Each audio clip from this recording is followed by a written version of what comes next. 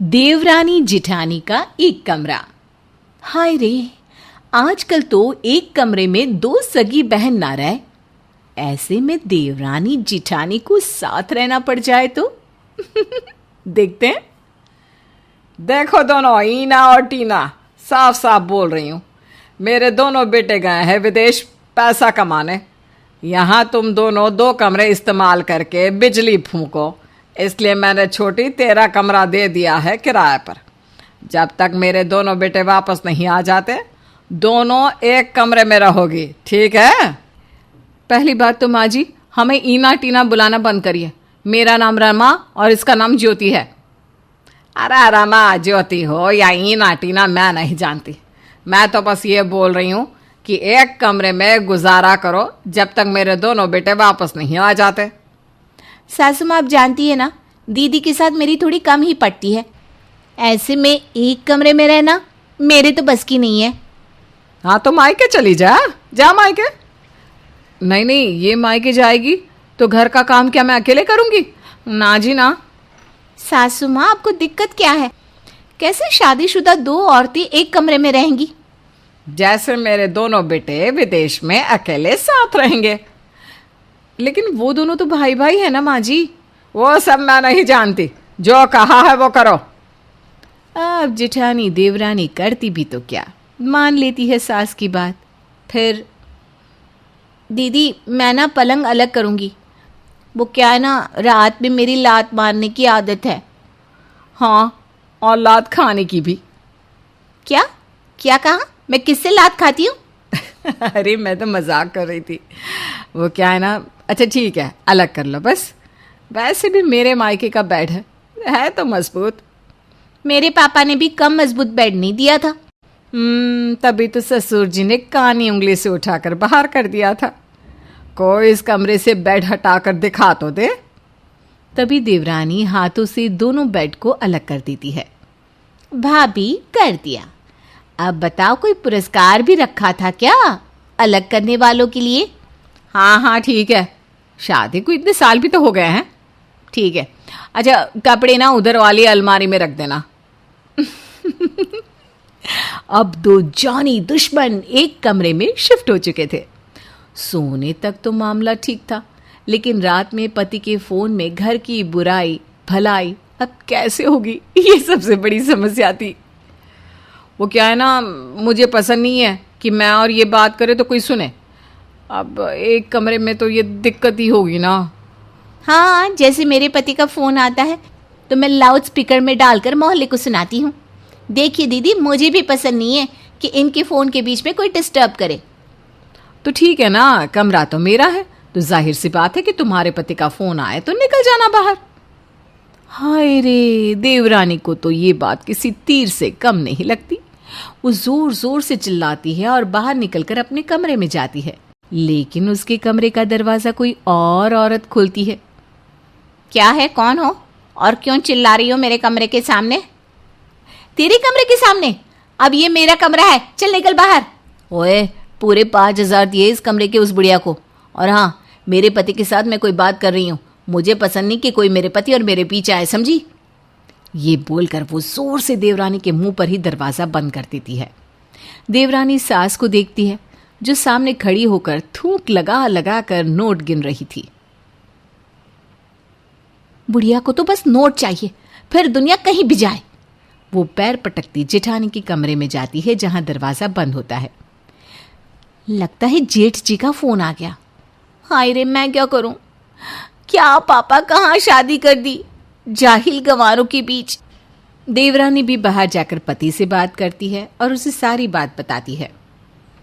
हाय रे मेरी रसमलाई, तेरे लिए तो मैं यहाँ अमेरिका में बंगला बनाऊंगा। मेरी जान, बस कुछ महीने माँ को मैनेज कर ले, फिर तो तेरे लिए पूरा ताजमहल खड़ा कर दूंगा। देवरानी भी पति की मीठी मीठी बातों में आ जाती है और सोच लेती है कि जब तक वो पति के साथ नहीं हो जाती तब तक तो मैनेज करना ही होगा। वो बाहर लॉन के गार्डन में बैठ जाती है कि तभी खिड़की से जेठानी आवाज लगाती है। लॉन का सैर सपाटा हो चुका है तो थोड़ी देर के लिए ऊपर भी आ जाओ। सो जाओ, नहीं तो कल को कहोगी जिठानी ने कमरे से निकाल दिया। देवरानी को गुस्सा तो बहुत आता है, लेकिन क्या करे, वो कमरे में जाती है और सो जाती है। वो सो ही रही होती है कि सुबह के ठीक 5 बजे जिठानी जोर से पाती है।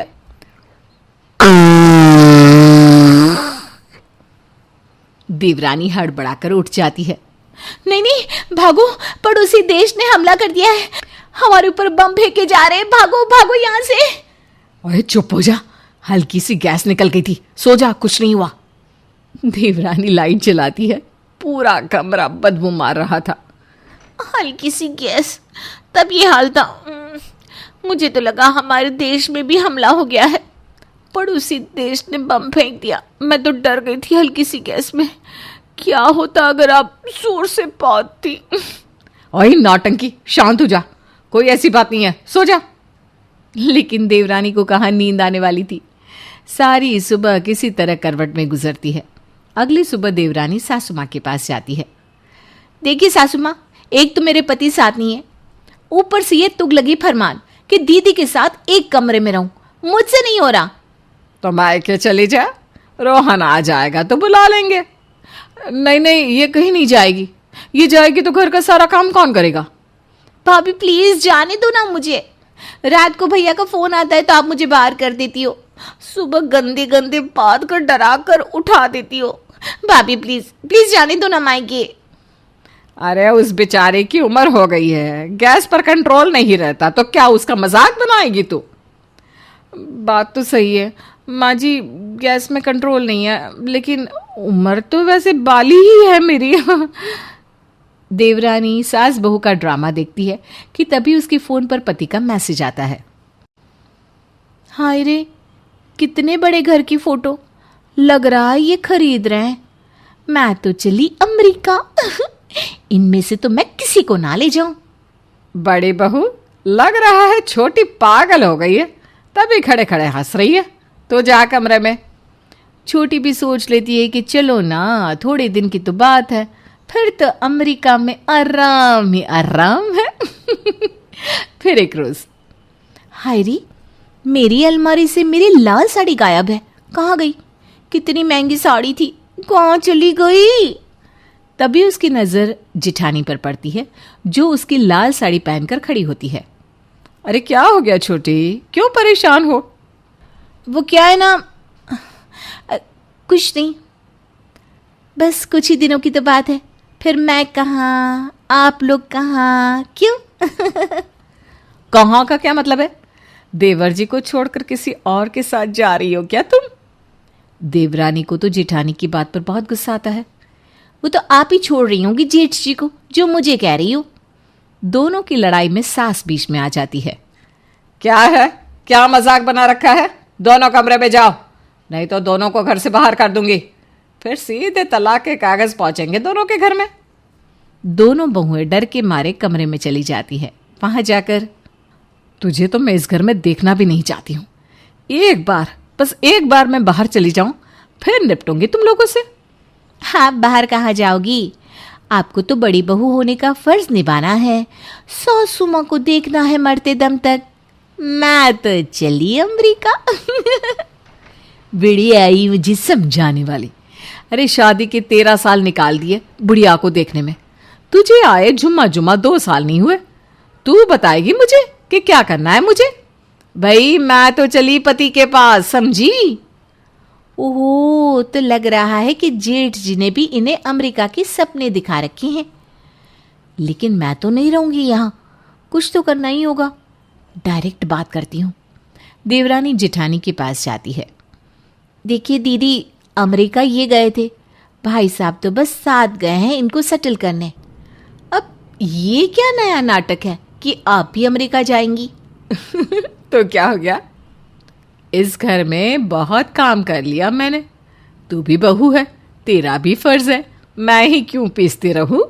अरे क्या हो गया, क्या पीसना है, पीस लो ना। और हाँ, मिक्सी का इस्तेमाल करने की जरूरत नहीं है। जो मज़ा हाथ से पीसे मसाले का है वो मिक्सी का कहाँ। लो, अब इनका अलग ही राग शुरू। देवरानी कमरे में आ जाती है और सोचने लगती है कि कैसे जेठानी पर लगाम लगाया जाए। लेकिन कहते हैं ना, जहाँ चाह वहाँ राह।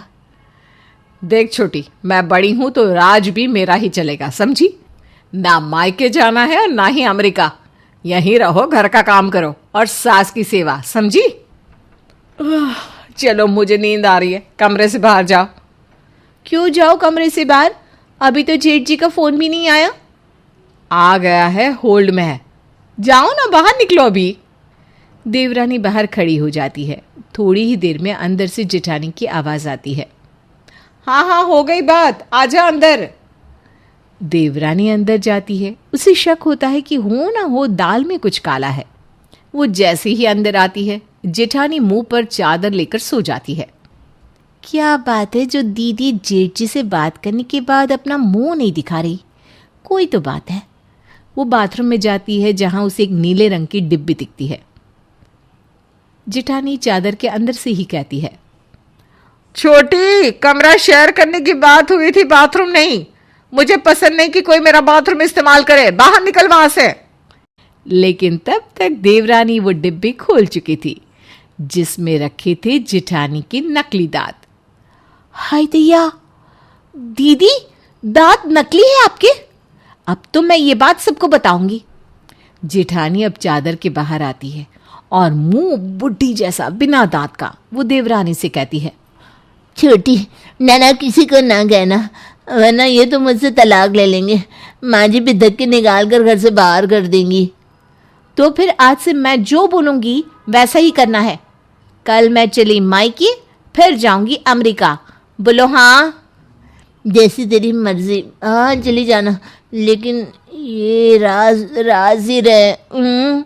ये कहानी एक ही परिवार की दो बहुओं की है।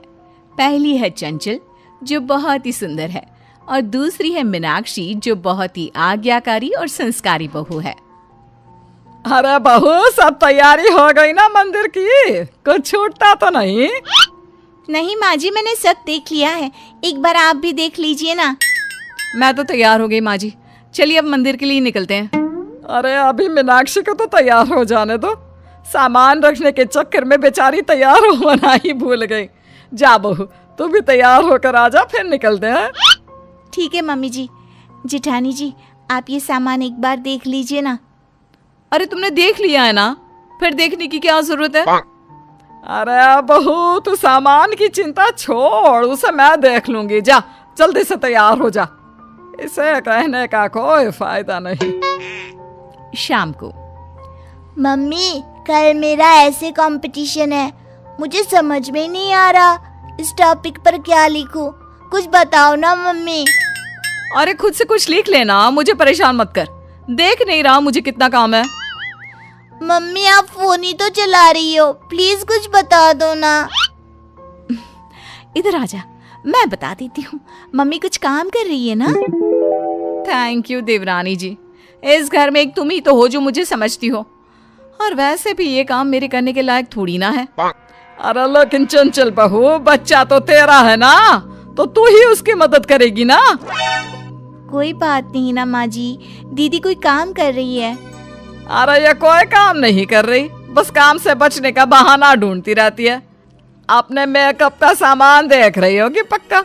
पूरे दिन सजने संवरने के अलावा करती ही क्या है?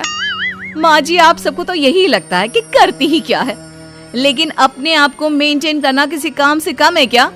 और वैसे भी मैं देवरानी जैसी थोड़ी ना हूँ जिसको कोई पूछता ही ना हो।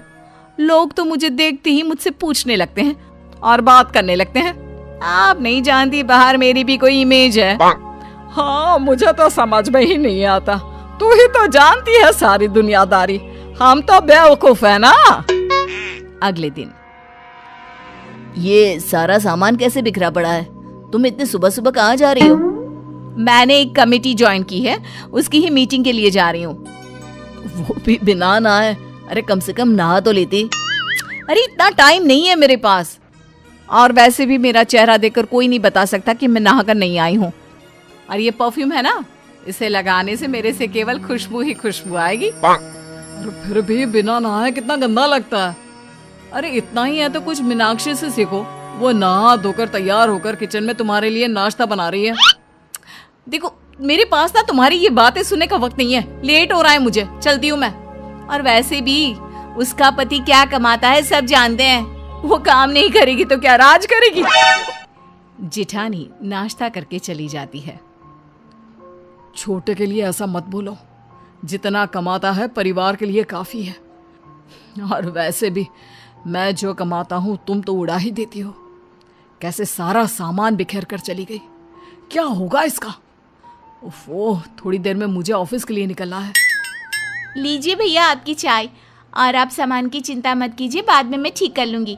आप ऑफिस के लिए तैयार हो जाइए। थैंक यू मीनाक्षी, अगर तुम नहीं होती तो पता नहीं क्या होता। और प्लीज़ इन बेडशीट्स को चेंज भी कर देना। मैंने चंचल को कितनी बार कहा है लेकिन उसने अभी तक नहीं किया। प्लीज़ तुम कर दोगी? अरे भैया आप चिंता मत कीजिए, मैं सब कर दूंगी। ऐसे ही जेठानी अपने हर काम से भागती और देवरानी अपने काम के साथ साथ जेठानी का काम भी पूरा करती। और जेठानी बस अपना सारा वक्त घूमने फिरने और अपने आप पर लगाती। लेकिन एक दिन, अब क्या करे, ये तो बड़ी परेशानी हो गई। हे भगवान, अब तो तेरा ही सहारा है। क्यों माँ जी, ऐसा क्या हो गया? आप इतनी परेशान कभी नहीं दिखी, सब ठीक है ना? हम जो घर बना रहे थे उसके लिए हमने कुछ पैसे लोन लिए थे और चुका भी दिए थे। लेकिन आज जाकर पता चला कि थोड़े पैसे अभी भी बाकी है। बैंक वालों ने सर खा रखा है।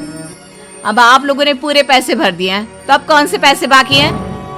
भाभी, उनसे उस समय कुछ गलती हो गई थी तो उन्हें लगा हमने पूरे पैसे भर दिए हैं, लेकिन आज हमें वहाँ से पता चला कि अभी और भी बाकी है, और उस समय से उन पर बहुत ज्यादा ब्याज बढ़ गया है। अगर हमने वो पैसे जल्दी नहीं चुकाए तो और बढ़ता ही रहेगा। अब समझ में नहीं आ रहा क्या करें। इतने कम समय में इतने सारे पैसों का इंतजाम कैसे होगा? मेरे पास एक आइडिया है। मेरे पास मेरी शादी के गहने हैं, अगर उनको बेच दे तो पागल तो नहीं हो गई? अपने गहने बेच रही है? माँ जी, गहनों का क्या है, कल दोबारा बन जाएंगे, और वैसे भी गहने चले गए तो कुछ नहीं बदलने वाला, लेकिन ये घर चला गया तो। बात तो तुम सही बोल रही हो, लेकिन रकम इतनी ज्यादा है, तुम्हारे गहने काफी नहीं होंगे। अच्छा, तो बड़ी के गहने भी ले लो ना। मैं अपने गहने नहीं बेचने वाली। हाँ, मेरी माँ ने कितनी मुश्किल से मेरे लिए बनवाए थे। तुम्हारे ही गहने थोड़ी ना जा रहे हैं, मीनाक्षी भी तो दे रही है अपने गहने। अच्छा, इतना ही है तो तुम अपनी माँ के गहने क्यों नहीं बेच देते? माँ जी की भी तो गहने हैं। ये तुम क्या बोल रही हो? वो खानदानी गहना है, बाद में तुमको और मीनाक्षी को ही तो मिलने वाले हैं। अरे रहने दे, वो नहीं देना चाहती तो कोई जबरदस्ती नहीं। मेरे पास और भी है, मैं दे दूंगी। लेकिन मुसीबत के वक्त ये पता चल गया कि किसे इस घर की फिक्र है और किसे गहनों की। लेकिन माँ, वो तो दादी के गहने हैं। वैसे भी माँ, इतनी भारी चीज बनाना मुश्किल हो जाएगा, रहने दे। अरे मुझे और कुछ नहीं सुनना। मेरे लिए ये घर सिर्फ घर नहीं बल्कि शहर में मेरी इज्जत की बात है। तुम पर तो मुझे शर्म आती है। वैसे तो बड़ी बनती फिरती हो, लेकिन ऐसे बुरे समय में साथ देने की बजाय भाग गई। अरे अब इसमें मेरी क्या गलती है? वैसे अगर गहने नहीं पहनूंगी ना तो बाहर मुझे कोई पहचानेगा भी नहीं। हाँ भैया, सही बोल रही हैं जेठानी जी। वैसे तो आप अपनी सुंदरता की इतने झंडे गाड़ती रहती हो, लेकिन ऐसी सुंदरता का क्या फायदा जब आपका मन ही मैला हो। आप ये दिखावा करना छोड़ दीजिए कि आपको इस घर की चिंता है। अगर होती तो आज यूं इस तरह भागती नहीं, परिवार की मदद करती। तू बहू अपनी सुंदरता में इतनी खो गई है कि तुझे असल जिंदगी और दिखावटी जिंदगी में फर्क नहीं पता। तू बस दिखाती है, लेकिन मीनाक्षी कुछ बोलती नहीं, दिखाती नहीं, बस करती है। माँ, आप सही कह रही हैं, मुझे माफ कर दीजिए। मैं झूठे दिखावे में पागल हुई जा रही थी। ये कहकर देवरानी जेठानी दोनों अपने गहने रखकर ससुराल वालों की मदद करती है।